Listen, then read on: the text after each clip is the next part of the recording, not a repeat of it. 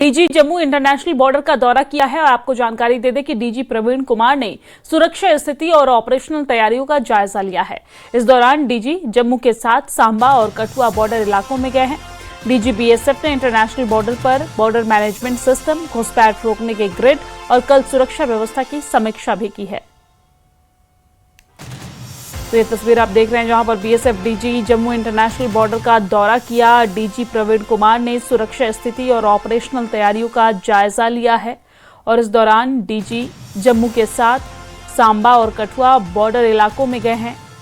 DG BSF ने international border पर border management system, घुसपैठ रोकने के ग्रिड और कुल सुरक्षा व्यवस्था की समीक्षा की है।